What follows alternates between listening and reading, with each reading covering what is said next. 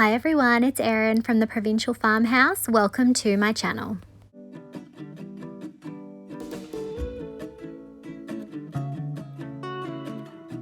I'm so excited today to be doing some French Country storage thrift flips with the new IOD stamps and molds.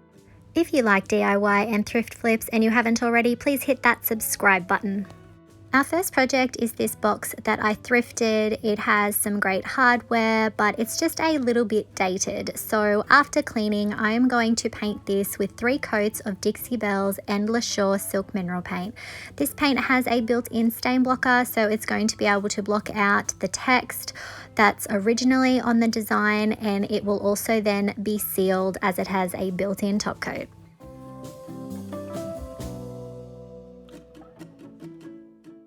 When using silk mineral paint, you want to make sure that you let it dry for at least an hour in between coats, and it's also advised to use a synthetic brush as this will minimize brush strokes. Once my paint is completely dry, I'm going to get to use IOD's new Rural Scenes stamp. Guys, I was so excited when I saw this one. This has my heart. I love toile, anything French country. This is definitely going to be a favorite, I can tell. So when you first get your stamps, you'll want to remove the plastic backing, and then you'll want to use a 220 grit sandpaper to lightly scuff your stamps. Now you only need to do this once when you first open your stamps. I go one direction, then I turn it the other way, and then go the other direction, and you only ever need to do this once. This is just going to knock off that factory finish so that our ink or paint can stick. Next, I'm going to be using IOD's Stone Grey Permanent Ink. I'm going to pour some out into a container so that I can use my brayer. I'm leaving my stamps on the backing because I love how it's laid out, ready to go. I'm inking up my brayer, and then I'm going to offload a large amount of the excess on some cardboard because I don't want my stamps to be overloaded with ink. So just making sure that I've got even amounts of ink on my brayer, and then I'm going to run the brayer over the stamps. I'm not pressing too heavily. I just want a good coating on my stamps. Next, I'm going to hover my stamp over the area I want to stamp and then very carefully press down. I'm always going to have one hand holding the stamp in place while the other hand moves around the stamp, applying pressure. And once I think I've got a good impression, I will carefully lift my stamp up.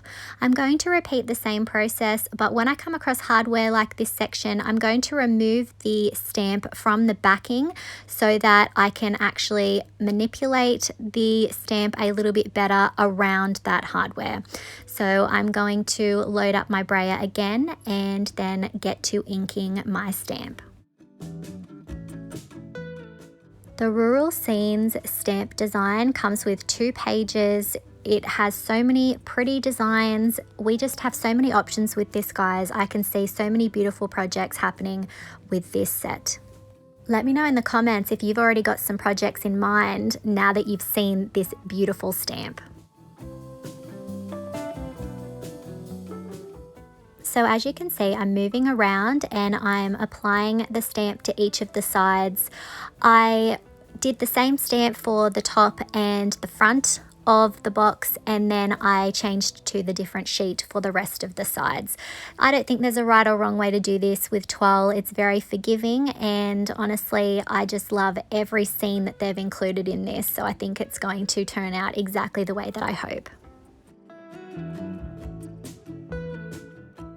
I'm using ink today, but remember you can also use paint with these stamps if you don't have access to ink.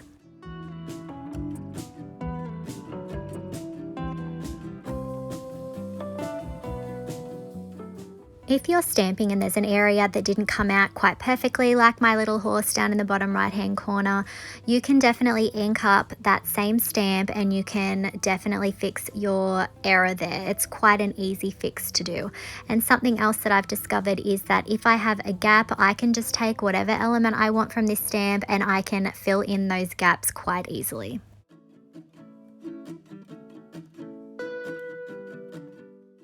Next, I'm going to use some of Dixie Belle's French Linen Chalk Mineral Paint. I'm going to use a small artist brush and I'm going to paint the border, the straps that are on the edge of my little storage box here. I'm just going very carefully.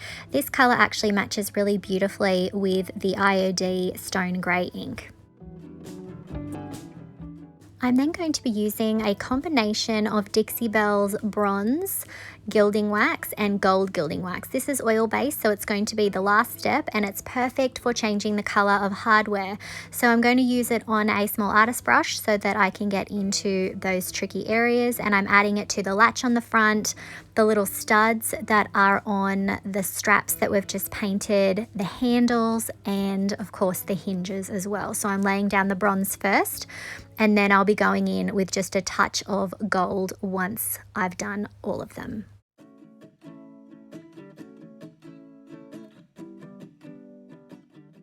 After adding the hints of gold, I'm going to go in and also add some gold to the edges of the box. It'll just be a nice little pop of color. And here's our finished French Country storage box.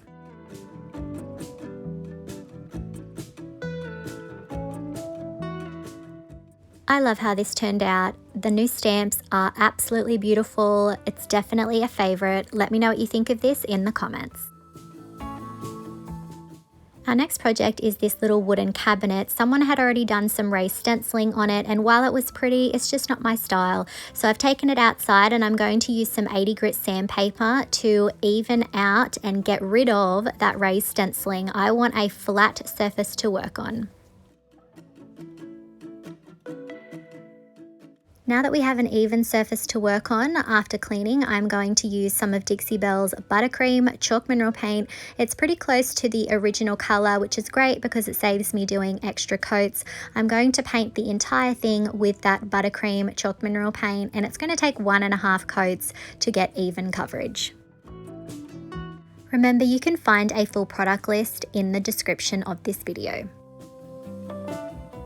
Next, we're going to be using the new Dainty Flourishes mold. This has so many gorgeous, ornate elements here. I'm so excited to be using this. My first step is to dust my molds with cornstarch. So I'm going to dust wherever I think I'm going to cast those. I'm going to turn it over and tap off the excess, and then I'm grabbing my Jovi air dry clay. I'm rolling it into a sausage sort of a shape here. It just makes it a bit easier to work it into the molds. And then I'm using my thumb to press down and work that clay into the details. I'm then using my thumb to push away the clay from the top. The micro rim is a huge help here. It really helps you get a clean line. And then once I have that all sorted, I will flip it over, and that is going to help me get it out. Gravity is a big help here. You just want to go really slow so that you don't accidentally rip it. And then I'm going to cast the other one as well, just repeating the same steps as before. So as I said, I'm using Jovi air dry clay today. IOD clay is absolutely amazing as well, but you could also use resin for these if you prefer. Next, I'm going to cast some of the more delicate details down the bottom. I'm going to cast one of each, and again, just repeating that same step. I find if I push the clay away from me, the clay stays in the mold, but I also get a really nice line. I've also seen people use a ruler or a credit card even to try and get a flat back. I don't mind in this situation if it's not perfectly flat. I am going to be gluing it down on a flat surface, so I am sure that it will be fine.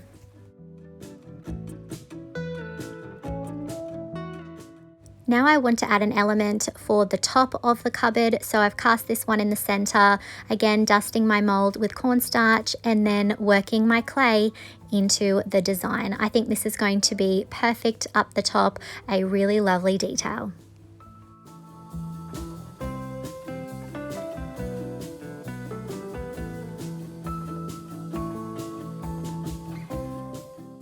Now I have all the castings that I want organized. I've laid them out on the cupboard and now I need to attach them. I'm using a strong wood glue for this, and you can see I'm applying it to the back of the casting, and then I'm using my finger to spread that glue so that there's good coverage. I'm then very gently positioning the mold where I want it to go and pressing down. Just be really gentle with this step. I'm going to repeat the same process for attaching each of my castings.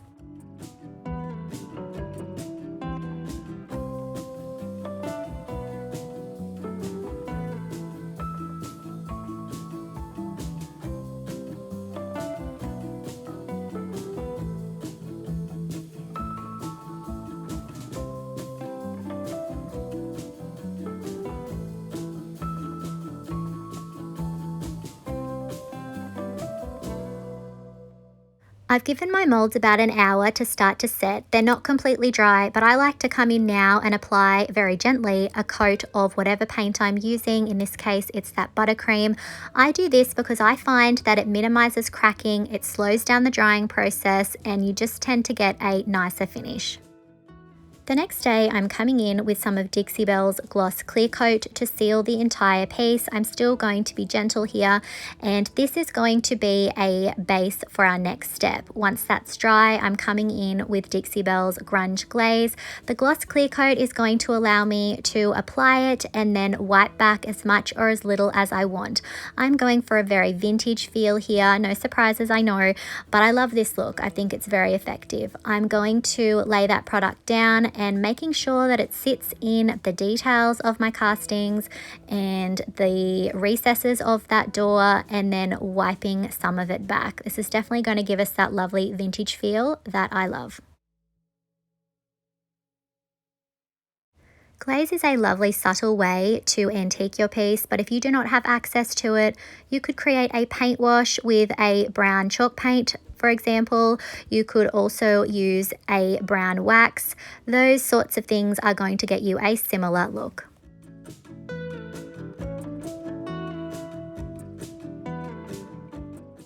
As you're watching me today using the beautiful Dainty Flourishes mold, let me know in the comments if you are imagining a project that you have coming up where you can use this beautiful design.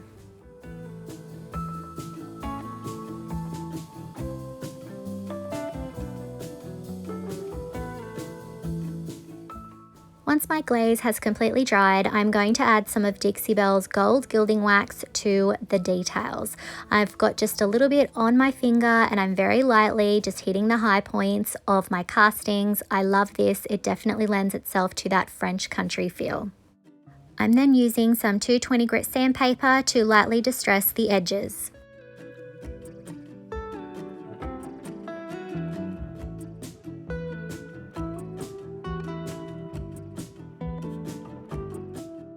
And here's our finished French country cabinet. I love how this turned out. Those molds have taken this piece to a whole new level. The Dainty Flourishes is definitely one of my new favorite molds to use. It will take whatever piece you have, no matter how plain it is, and turn it into something ornate. Let me know what you think of this in the comments. Our next project is this plain little wooden box that I picked up at the thrift store for $1. After cleaning, I'm going to give it an even coat of Dixie Belle's Buttercream Chalk Mineral Paint. This is definitely one of my favorite creams. I hope you guys aren't sick of it.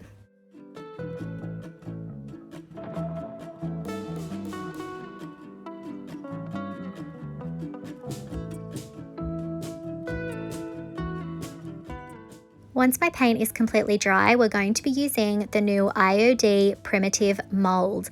I love the elements of this and that they are symmetrical. My first step is to dust the molds with cornstarch. We're going to start off with these little rabbits. I've got a bit of clay and I'm just gently working it into the details, and again using my thumb to push away the excess clay and then turning it over to very gently get that casting out. I'm going to position it where I want it to go and repeat the same process for the second rabbit.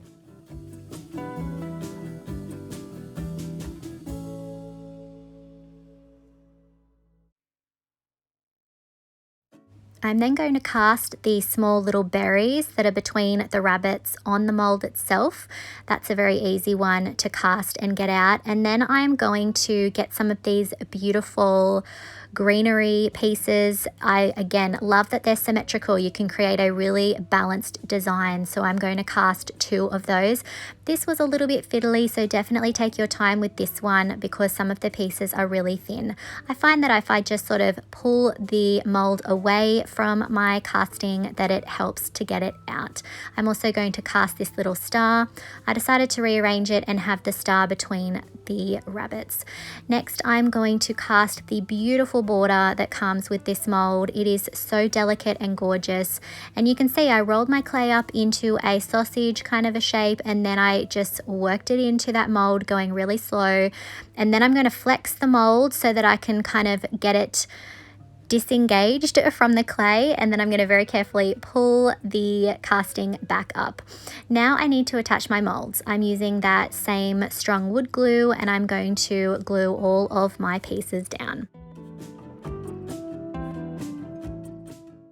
I'm sure that you've already noticed this, but this beautiful mold is inspired by folk art and it is absolutely gorgeous. Let me know in the comments if you can already envision a project that you have using this mold.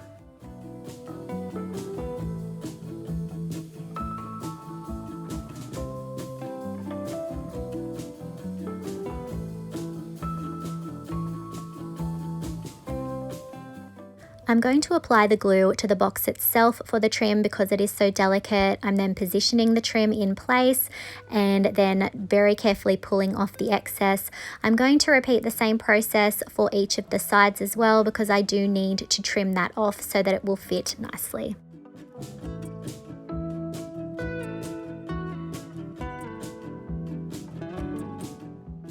I'll remove any excess glue with a wet wipe, and then after an hour I'm coming in with that buttercream chalk mineral paint. I'm dabbing and stippling the paint on this time because I do want a little bit of texture. Again, I'm being very gentle because my castings are not completely dry, but this is going to minimize that cracking that we talked about before. Once my paint is completely dry, I have already sealed it with Dixie Belle's Gloss Clear Coat, and now I'm coming in with some Au Naturel Voodoo Gel Stain. I'm dabbing and stippling that on, and then I'm going to come back in with a baby wipe and I'm going to wipe back some of the excess. My vision for this was that perhaps it was a very faded blonde wood box. That was the vision I had in my mind, so that's what I'm sort of striving for here. So I'm using a wet wipe to tone back some of that tone, and then I'm going to repeat the same process for each of the sides.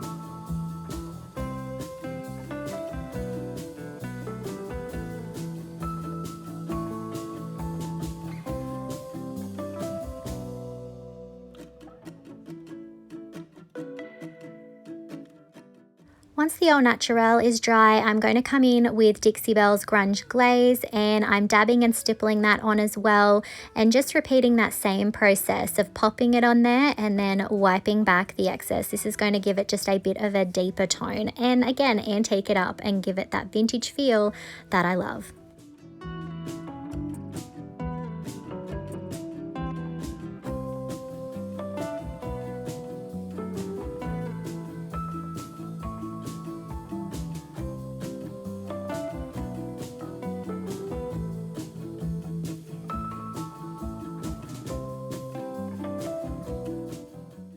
Once the glaze is dry, I'm coming in with Dixie Belle's Bestang Wax in White and hitting the high points.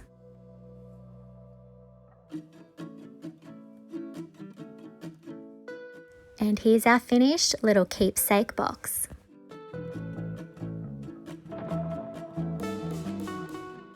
I'm I'm really happy with how this turned out. It was such a plain little box before, a great blank canvas, and this beautiful new primitive mold has just completely transformed it. Let me know what you think of this in the comments.